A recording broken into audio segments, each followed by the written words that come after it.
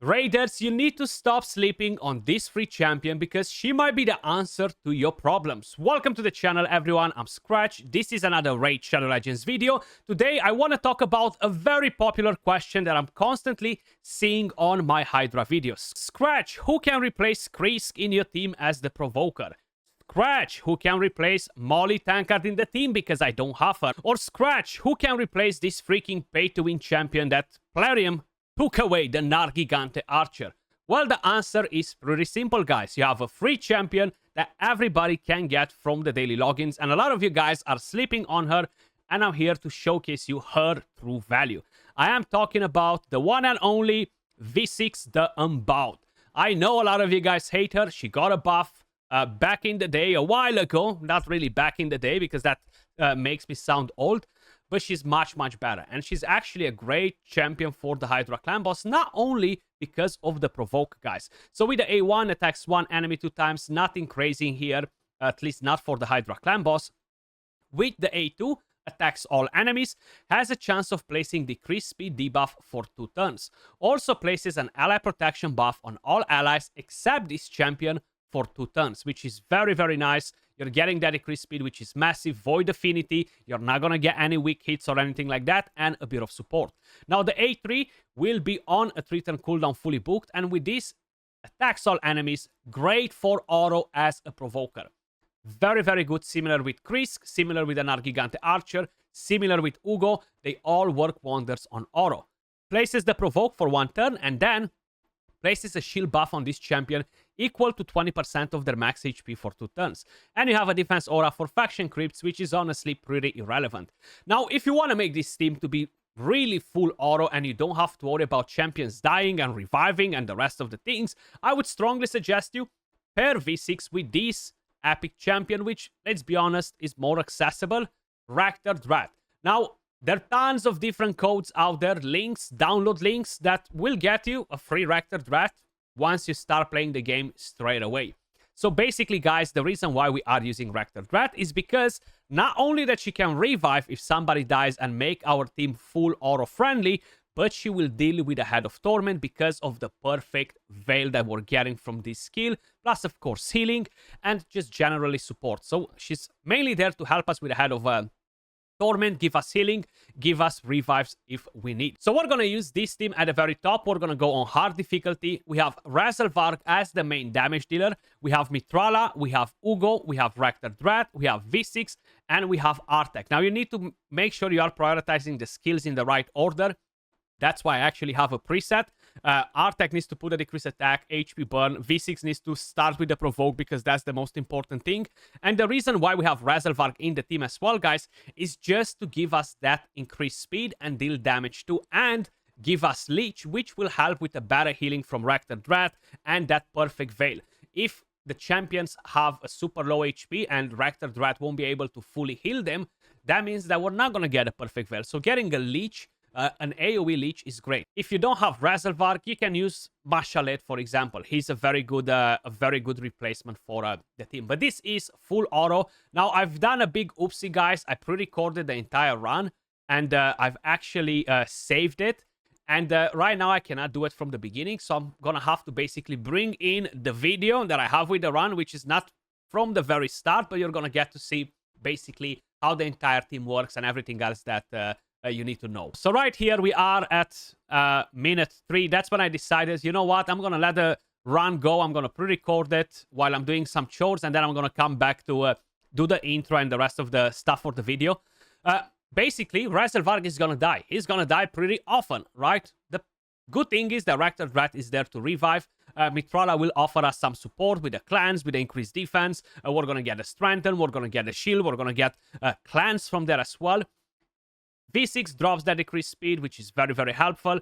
Then she's going to drop the provoke when needed. Now, of course, because we don't have a lot of firepower in this team to really kill the Hydra head super, super fast, the Head of Decay will get eventually to cleanse.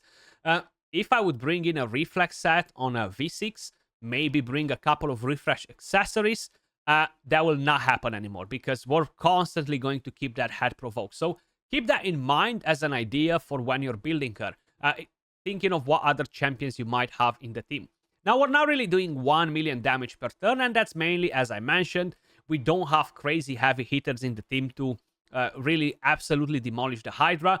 The stats on Razelvarg are decent, but they're not like busted, and on top of it, he's really the only damage dealer in the team that will bring in big numbers. Artak, while he is going to get some damage with the HP burn and the rest of the things, he's not really going to completely change the game or anything like that, you know?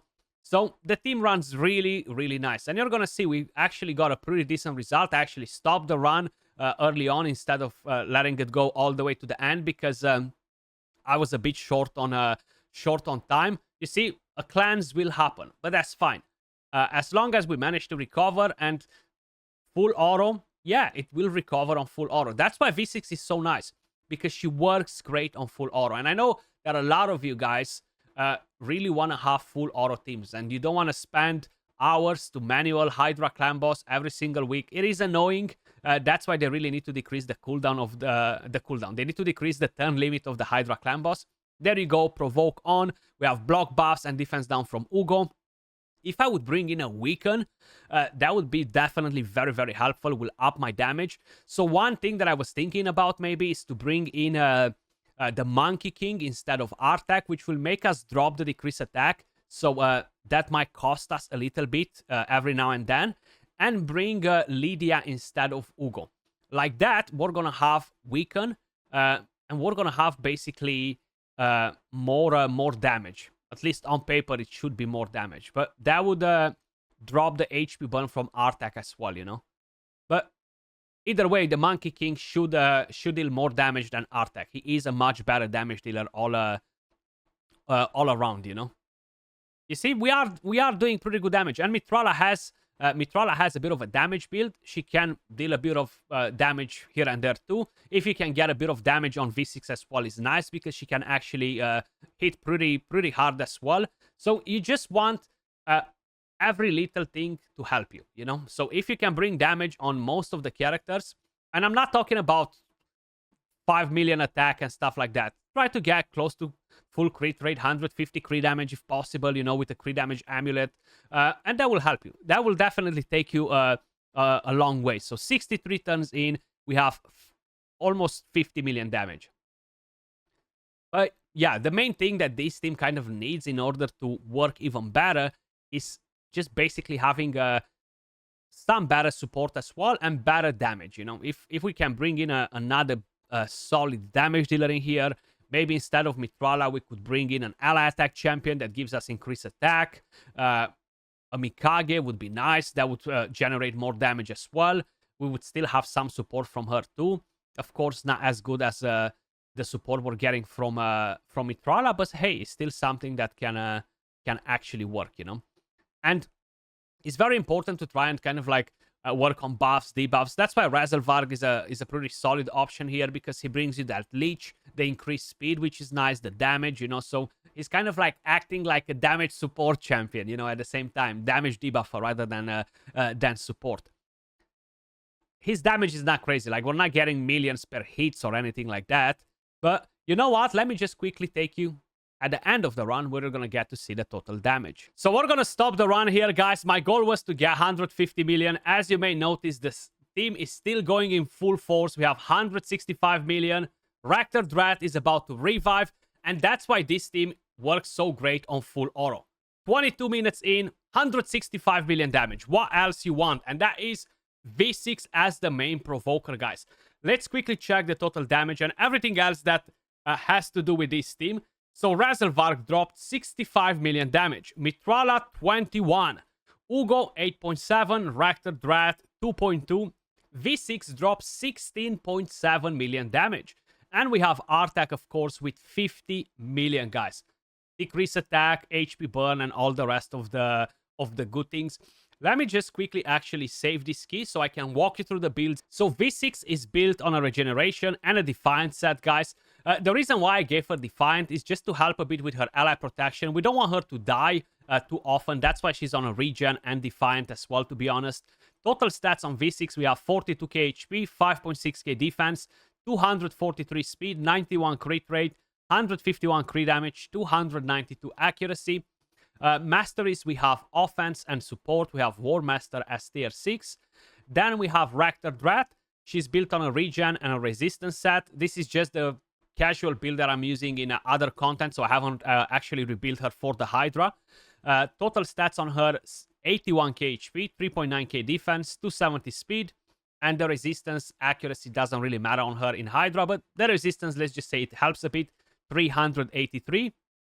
Masteries, we have defense and support. I actually have Unshakable. You can go with the offense tree if you want to get War Master to get slightly more damage. Then we have Ugo, built on the best build, Affinity Breaker, and a speed set. We have 64k HP, 4k defense, 2.5k attack, 265 speed, 57 crit, 182 crit damage, 370 accuracy. Masteries, we have offense and support, War Master as tier 6, guys. Then we have Artak. He's built on a curse set, even though you don't really need him on a curse set, considering that we have, of course, Mitrala in the team. It's just the build that I had on him from before. Total stats, 83k HP, 3.1k defense, 247 speed, 99 crit, 228 crit damage, 316 accuracy. And we have offense, support, War Master as tier 6. In terms of blessings, as you probably may notice, we do have a couple of cruelty, 3 cruelties actually, with Razelvarg as well. I should change the blessing on Razelvarg to Nature's Threat just to increase a bit his damage. Razelvarg built on a 6-piece Merciless. If you don't have Merciless, guys, go with Savage, go with Instinct, go with Lethal, go with Cruel, something that will help him to ignore defense and overall deal more damage. Total stats, we have 7.2k attack, we have 2k defense, 36k HP, 220 speed, full crit rate, 246 crit damage, 317 accuracy.